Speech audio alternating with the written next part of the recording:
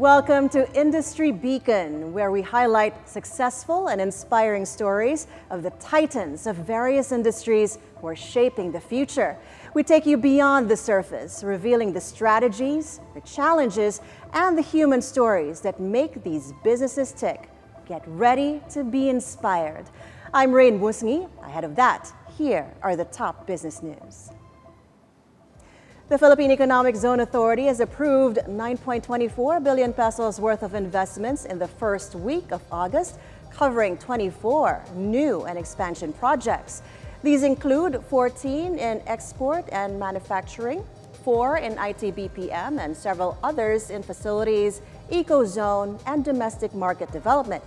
PEZA aims to approve at least 200 billion pesos worth of investments this year, surpassing last year's 175.7 billion. Global stocks ended the week on a positive note, with Wall Street posting gains as inflation fears eased. However, market sentiment remains cautious as Japan's central bank faces risks that could impact broader Asian markets. In comparison, the Philippine market also finished the week strong, the main index rising 1.5%, driven by robust performances in the banking and property sectors. State-run Maharlika Investment Corporation, or MIC, will invest in the Clark National Food Hub and other development projects as it aims to boost local agriculture production and improve the value chain. Metro Clark's Industrial City Holdings is set to develop the new food hub to boost the region's food manufacturing and logistics sectors. MIC CEO Rafael Consing Jr. said the move is targeted to utilize Clark to propel the growth of the entire Luzon corridor, fostering connectivity, trade, and tourism. Coming up next, let us unravel the complexities of the Philippines' export landscape. Join us as we delve into the highs, lows, and future prospects with ECOP and PhilExport President Sergio Ortiz-Luis, only here on Industry Beacon.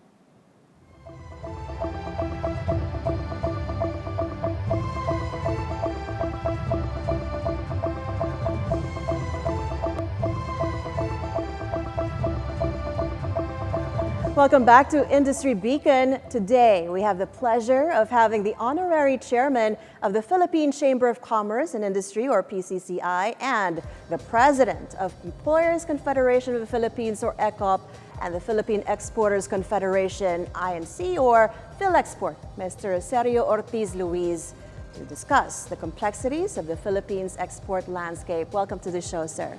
Good morning to you and to the one who are watching us, Raine. Good morning, sir. So we've had a spate of economic data come out. Employment is actually higher. That's despite wages being also higher. We also have the second quarter GDP improving, best in Southeast Asia, but we also have inflation ticking up. How do you make sense of this data, and among your members, how are they taking this data and moving forward to the end of the year? Well, every year, about 800,000 to 1 million join the employment market. And these are the fresh graduates, these are the people who come at age. Somehow, we're able to now employ some of them, no? But in the COVID days, there was priority for those who were laid off or who were waiting for the companies to open, no? So many companies started to open. Also, there has been a big effort from the part of the government to attract investments, and some of them are really kicking in now, no?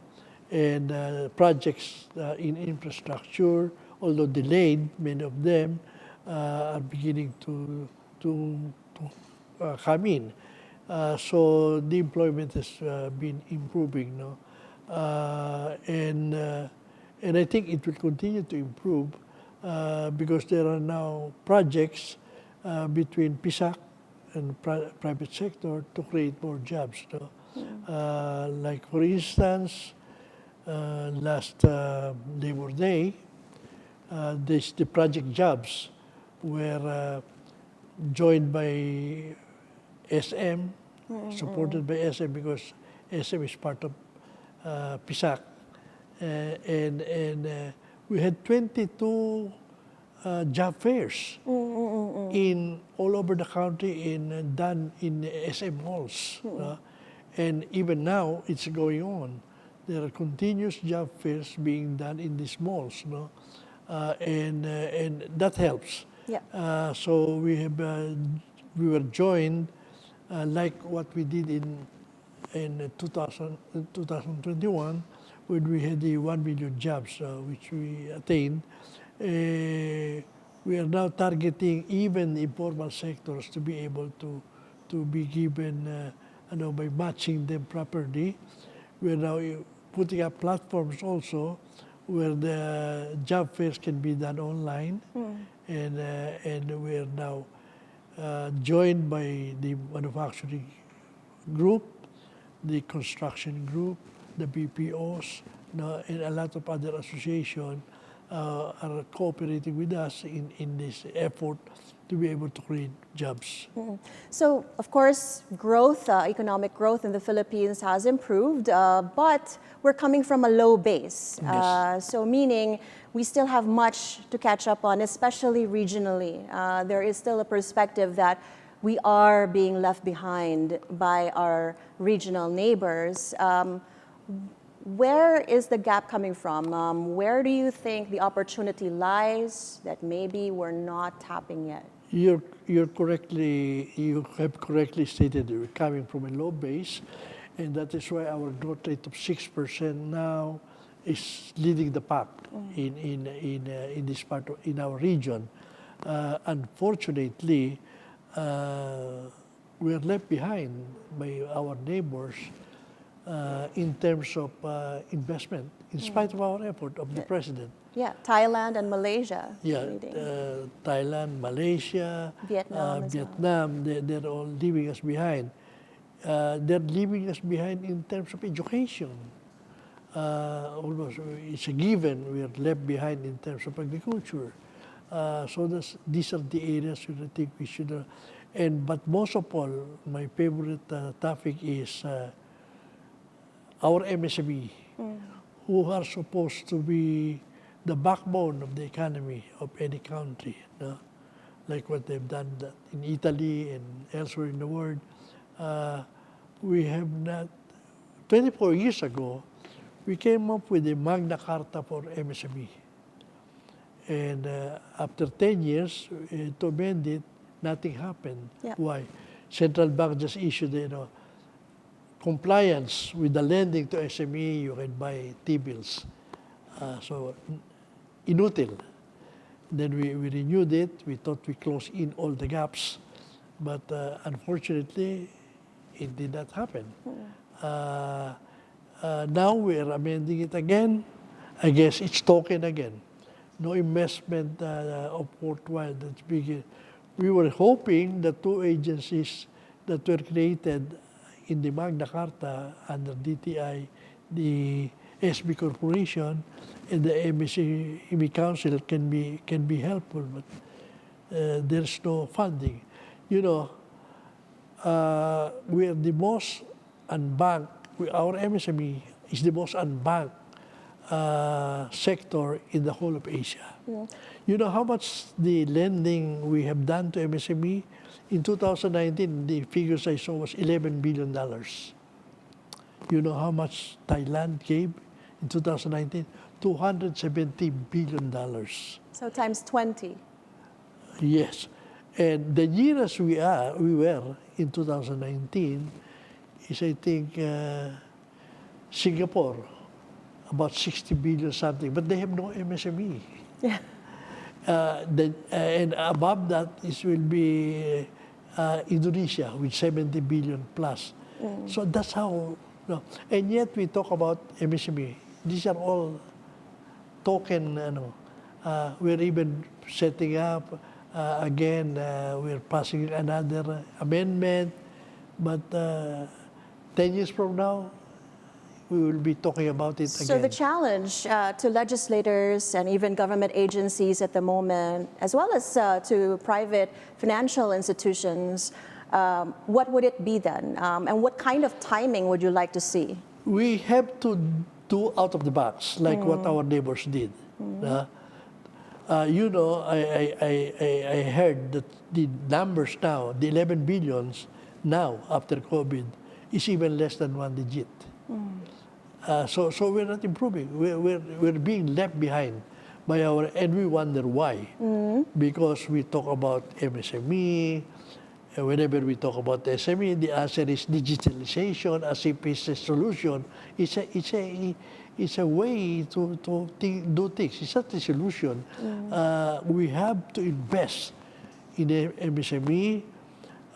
We are working for outside of the box, outside of the banking rules, to be able to do that.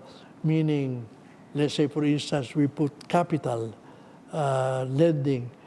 It will not be paid 97%, 95% to qualify with the rules of Bangko Sentral, but it will create jobs. It will create jobs, and that is the way to develop MSME. I do not have anything about yung PPP, CCT. I think the last number I saw in CCT before was 87 billion. Just to monitor them, I think it's about 15 billion. And yet, what have we given to MSME? None. So time if we can and avoid, effort. if we can afford giving away money with Too many requirements. no requirement at all, just give it away. Why cannot we create jobs so that this unsustainable that the government cannot afford anyway in the long run can be done by supporting MSME? So yeah, talking about, of course, support for the MSMEs, so important to generate revenues for not just our people, but for the government. Of course, you know, we've had some bright spots in Philippine industry. You mentioned that you still see some 6% growth in exports. We see services as well picking up, but there are some laggards in industry. We have properties as well as chemical and manufacturing. Public spending has actually ticked up, but when do we see it actually deliver, especially in terms of defense and infrastructure? Do you think that if we focused a lot more attention on these industries, that we would greatly improve, especially not just for the balance year, but for the remainder of Mr. Marcos's term? Well, there's a lot of problems that these sectors have, and this is not only for them, no? This registration system, there's so many agencies to deal with, the ease of doing business, corruption in certain aspects, and the rules. For instance, chemical sector, for the last several years, we've been working about the requirements of chemicals of companies, furniture industries, and things like that. You know, just to be able to bring in chemicals, you have to get a list of hordes of list from PNP. Of regulated materials, even simple oxygen, even simple, you have to get permits for yung ginagamit sa paint, na mga and we have been working on this, and we cannot succeed somehow, trying to rationalize these requirements, and food and drugs. This is a big problem also, again, no? There are agencies like who have supposed to be regulatory and also developmental, like perfect examples, LLDA. I don't know why a karaoke bar in Caloocan has to register with LLDA, and contend with and so many ways to because they're raising fund rather than developing Laguna Lake. No? PPA is a perfect example. Perfect example of regulatory turning out to be detrimental to the business sector. Another favorite topic of mine is the one in PhilHealth. Mm-hmm. PhilHealth has several hundred of billions of savings. The employers are contributing, the workers are contributing, the government is giving it budget. There's an issue now of transferring, and yet, we hear that they're increasing contributions. This support for this group. They're not even 5% of what their membership. It's supposed to be a health insurance, but run by PhilHealth. Yung universal is a joke. It's a joke. We have to do something about PhilHealth. They just increase the rate, and we're asking them to increase the rate. Why are they increasing the rate? They have so much money. They're not even spending it. And so, maybe as a last note, maybe one or two lines. What's your warning to government, and what is your challenge to government moving forward? Well, I think legislature first. The measure of a good legislator is how many bills they have passed into laws. It should be quality bills. We have so many bills now. I understand there was a study made. We have 1,200 laws that should be scrapped. Among others, the favorite of Senate President now, the holidays. Mm. That's a perfect example of everybody scrambling to that will be to be able to do that. I think he did it otherwise. No more addition, but no subtraction. Lots of actionable advice right there. Because we have to have a group that will look at what will be how to rationalize many of the laws that are not archaic already, and pass quality laws when they are needed. That's one. For the administration, I think there's as I mentioned, in the issue of to be foreign affairs should improve. I think we're not handling that very well at the moment. And unfortunately, we don't have any more time, but you did share with us a lot of actionable information and advice right there. Hopefully the legislators as well as our executives have been listening. ECOP President and PhilExport President Sergio Ortiz-Luis, always a pleasure to speak with you, and thank you so much for joining us, sir. Thank you so much. We appreciate you being here. Thank you. And that's Industry Beacon for today, giving you inspiring and smart discussions on different business industries in and out of the country. Together, let us navigate our way to the future. I'm Raine Musngi. Thank you so much for watching. Catch Bilyonaryo News Channel on Free TV, Channel 31, and Channel 24 on Signal.